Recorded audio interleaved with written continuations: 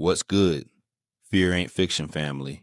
This is it, the Hood Halloween finale. Y'all have been riding with me through this whole Halloween series, and I appreciate every single one of you. The polls, the comments, the love, I see you.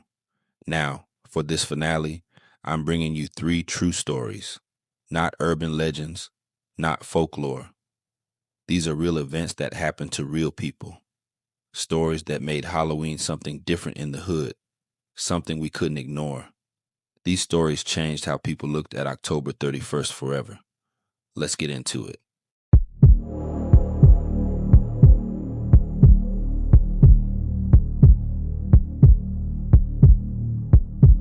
My name is Jasmine, and I need to tell you about the Halloween night someone broke into my apartment while I was inside.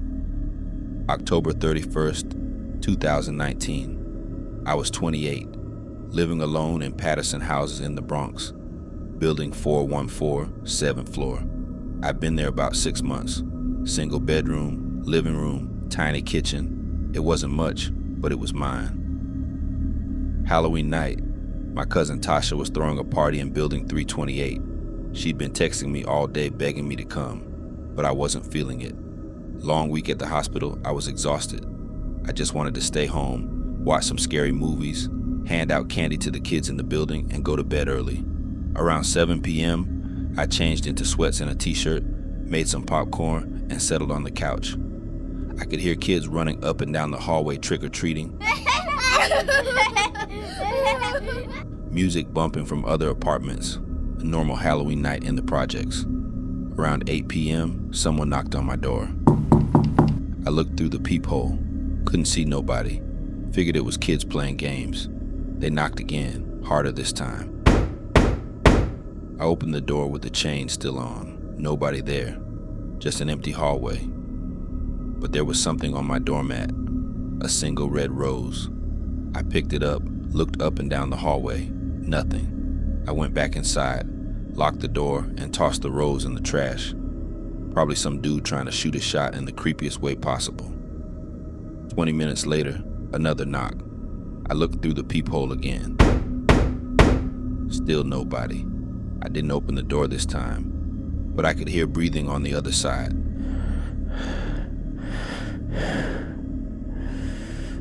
Heavy, like someone was standing right there, waiting. Yo, who is this? I said through the door. This ain't funny. The breathing stopped. I heard footsteps walking away.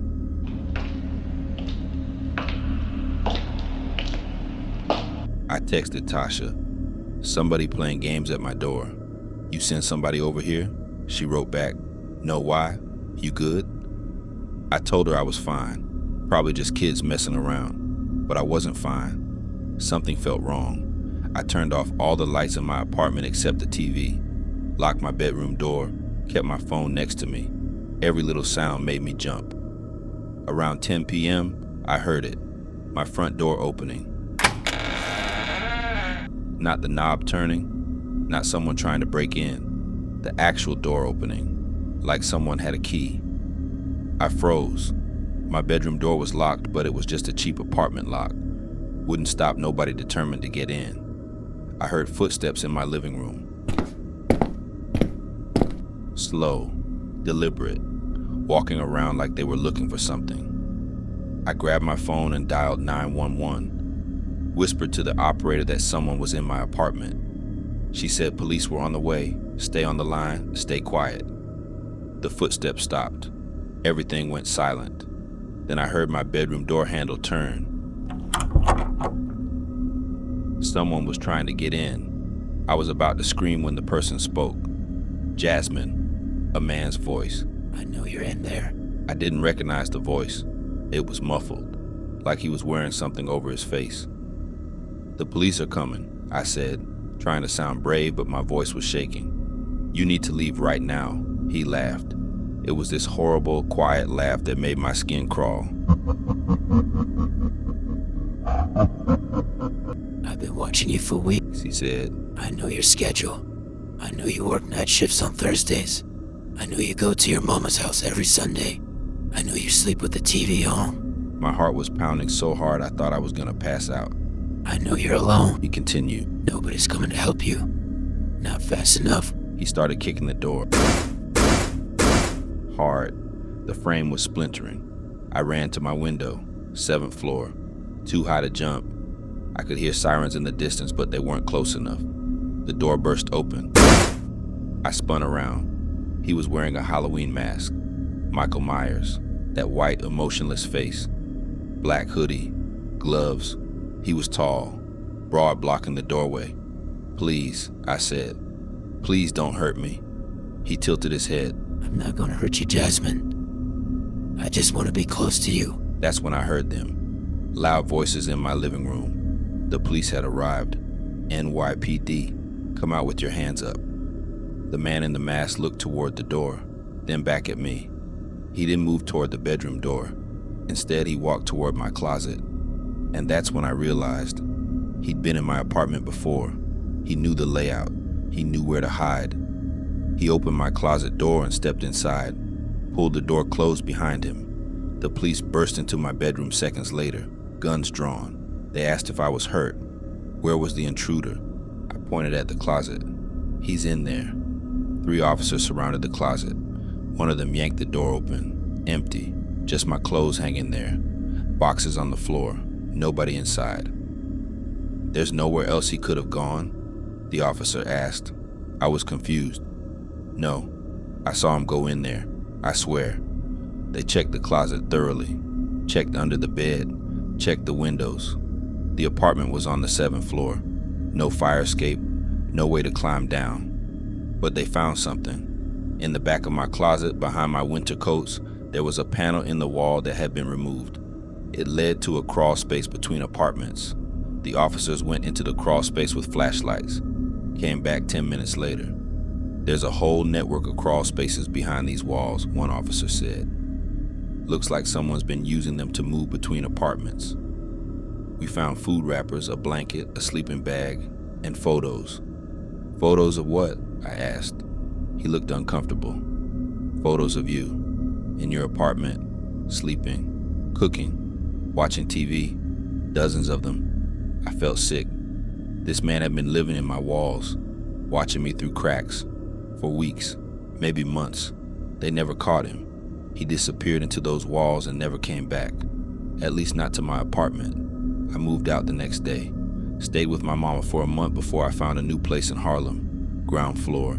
No crawl spaces. No hidden panels. But here's the part that still haunts me.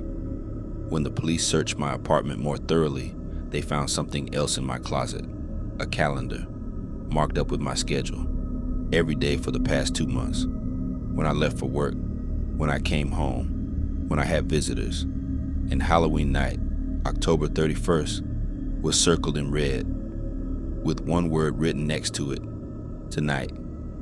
He'd been planning this, waiting for the perfect night when everybody would be distracted, when screams would be ignored as part of the holiday, when a man in a mask wouldn't look out of place. The scariest part? He's still out there.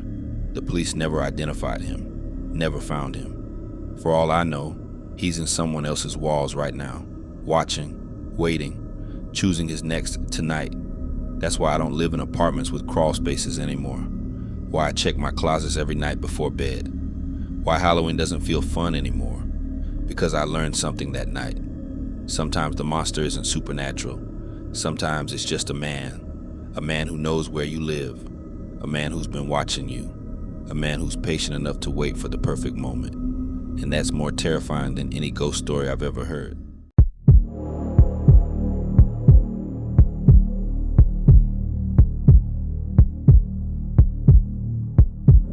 My name is Emma, and I need to tell you about the day I had a conversation with a ghost, and didn't even realize it until it was over.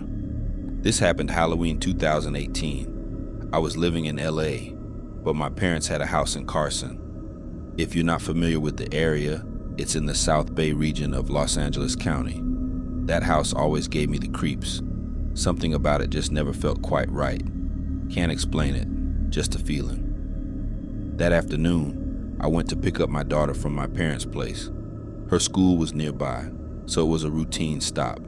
She'd go there after school, hang out with my nieces and nephews, my sister's kids, until I got off work. It was warm that day, beautiful California weather. I pulled up to the house around 4 p.m., and I noticed the garage door was cracked open about a foot. I figured the kids were playing in there like they usually did. They loved hiding in the garage, making forts out of my dad's old boxes. But as I parked in the driveway, I saw him, a man standing on the sidewalk in front of the house. He was dressed sharp, sharp, three-piece white suit, perfectly pressed, white fedora hat, white shirt underneath. He looked like he stepped out of an old movie, like he was going to a wedding or a fancy church service. He wasn't moving, just standing there, staring at the house. I got out of my truck and walked toward him. He didn't seem threatening or anything, just there, observing. "Hey," I said, friendly-like. "Can I help you with something?" He turned to look at me. His face was calm, kind even. He had dark skin, maybe in his 60s, with a neatly trimmed gray mustache. "Do you live here?" he asked. His voice was smooth, polite. "No, my parents do," I said. "I'm just picking up my daughter." He nodded slowly, looking at the garage. "The garage looks different." I glanced at it. "Different how?" "Just different," he said. "My family used to live in this house. Long time ago. My little brother, he was chasing a cat once. Somehow the garage caught fire. I was surprised." "Really? I never heard about that. How long ago?" "Long time," he repeated. He smiled a little, but I remember it well. We stood there for a moment in silence. Then he asked, "Do you still have that purple plant on the side of the house? The tall one?" I knew exactly what he was talking about. My dad's pride and joy, this big purple flowering plant he'd been taking care of for years. It was on the left side of the house, near the driveway. "We do," I said. "My dad takes care of it, keeps it watered, makes sure it gets enough sun." The man's whole face lit up. He smiled, this genuine, warm smile, and said, "I'm glad. That makes me happy. Have a good day, miss." "You too," I said. He gave me a little nod, tipped his hat, and I turned to walk toward the garage. I called out to the kids as I approached. "Hey, y'all in here?" My niece Maya came running out. She's 12, smart as hell, always paying attention to everything. "Auntie Emma," she said, hugging me. "Hey baby," I said. "Where's your cousin?" "Inside with Grandma. She's getting snacks." "Cool. Did y'all see that man I was talking to? The one in the white suit?" Maya frowned. "What man?" "The man. Just now. On the sidewalk. I was literally just talking to him." She looked at me like I was crazy. "Auntie, you were just standing there talking to yourself. There was nobody there." "Girl, stop playing." The tall man in all white, with the fedora hat. "Auntie, I'm serious. You pulled up, got out the truck, and stood there talking to nobody. Me and Kendrick were watching you from the garage. We thought you were on the phone, but you didn't have your phone out." I started to argue with her, but then my nephew Kendrick came out. "Yeah, Auntie M, you was looking crazy out there," he said, laughing, talking to the air. "Y'all both saw me talking, right? But you didn't see who I was talking to?" They both shook their heads. That's when it hit me. I tried to remember what the man looked like. I could see his face clearly in my mind. The white suit, the fedora, the mustache, the way he smiled when I mentioned the plant. But I couldn't remember his shoes. I could picture every single detail of his outfit from the neck down to nothing. I couldn't see his feet. Couldn't remember if he was wearing shoes at all. And the more I thought about it, the more I realized when he walked away, I didn't hear footsteps. He just nodded and smiled, and I turned around. I didn't actually watch him leave. I didn't say anything else to the kids. Just went inside, got my daughter, and left. But I couldn't stop thinking about it. That night, I called my dad. "Dad, did anyone ever tell you about a fire in the garage? Before you bought the house?" He paused. "Why you asking?" I told him about the man in the white suit. My dad got quiet. "Emma," he said slowly, "when we bought this house back in '95, the previous owners mentioned something. Said the family before them had a tragedy. A little boy died in a garage fire back in the 70s. Chasing a cat, they said. Cat knocked over something flammable near a heater. My stomach dropped. Did they say anything else? The boy had an older brother, my dad continued. Brother was devastated. Blamed himself for not watching him better. Family moved away after that. Couldn't stay in the house. What happened to the brother? Don't know. Why? I didn't answer. Just said goodnight and hung up. The next day I went back to my parents' house. This time during the day, when I knew my dad would be in the yard. I found him watering that purple plant. Dad, how long has this plant been here? He shrugged. Was here when we moved in. I just kept taking care of it. It's a Brazilian violet. Hard to grow in this climate, but it keeps thriving. Almost like someone's looking after it besides me. I walked around to the front of the house, stood where the man had been standing. From that spot, you could see the garage and the purple plant perfectly. That's when I understood. The man in the white suit wasn't there to scare me. He came back to check on his house, his brother's house, the place where his family lived before the tragedy. He wanted to know if the garage had been fixed, if the plant his mother probably planted was still alive. And I told him yes, it was being taken care of. That made him happy enough to leave peacefully. I never saw him again after that day, but sometimes, when I visit my parents, I water that purple plant. Make sure it stays healthy. Because somewhere, I think that man in the white suit is watching, making sure his little brother's memory and his mother's plant stays alive. The scariest thing about ghosts, they're not always scary. Sometimes they're just people who love something so much, they can't let it go, even after death. And on Halloween, when the veil between worlds is thinnest, they come back to check on the things they loved. That's what I believe happened to me that day in Carson. I talked to a ghost, and he was kind.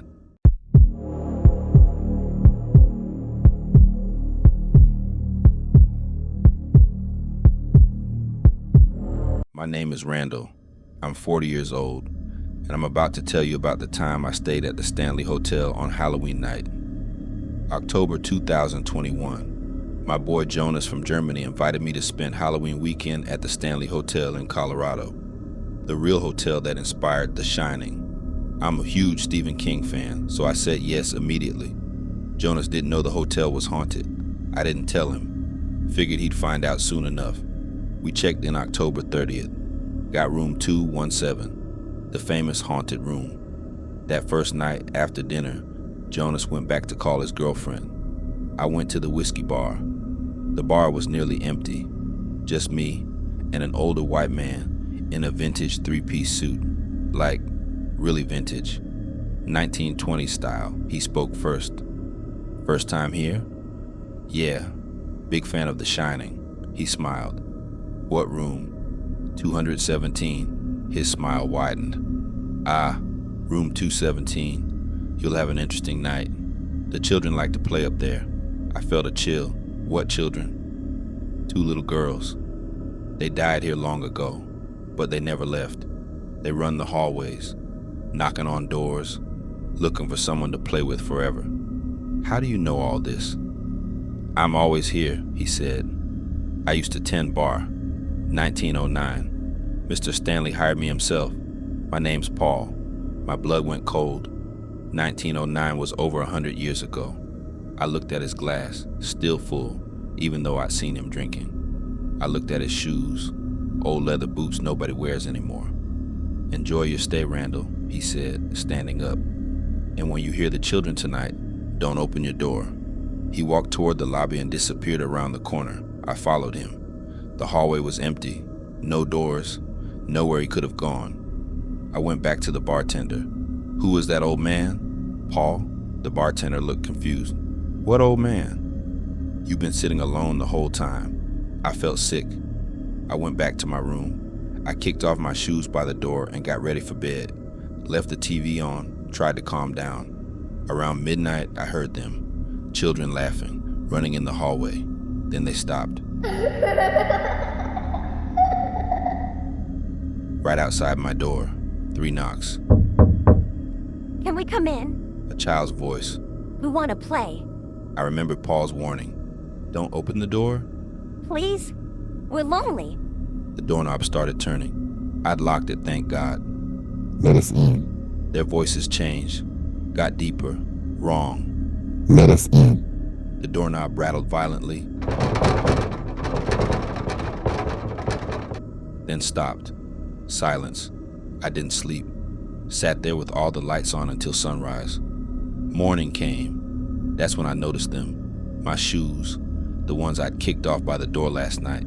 They were lined up perfectly, and they were spotless, polished to a shine. The scuffs were gone. I didn't touch them, didn't put them on, just stared at them. Someone or something had been in my room while I was awake, while I was sitting on that bed terrified, and I never heard a thing. I told Jonas everything. He wanted to leave immediately, but I convinced him to stay one more night. It was Halloween. We came for the experience. Halloween night, we stayed in his room together, both of us. Lights on, TV on, midnight hit. The children came back, laughing, running. Jonas looked through the peephole. Randall, look at this. I looked. 2 little girls in white dresses were in the hallway, but they weren't walking. They were floating, 6 inches off the ground. They ran up and down the hall, giggling. Then they stopped, turned toward Jonas's door. They couldn't see us through the peephole. No way they could. But they smiled, looked right at us, waved, then vanished. We checked out at dawn, didn't even pack properly. Just threw everything in bags and left. Jonas went back to Germany the next week. Says he'll never stay in a haunted place again. Me? I learned my lesson. The Stanley Hotel is beautiful, historic, but it's haunted. Paul is still there. Those children are still looking for playmates. If you ever stay there on Halloween and you hear knocking and you hear children's voices and that doorknob starts to turn, don't open the door. Follow Fear Ain't Fiction for more real horror.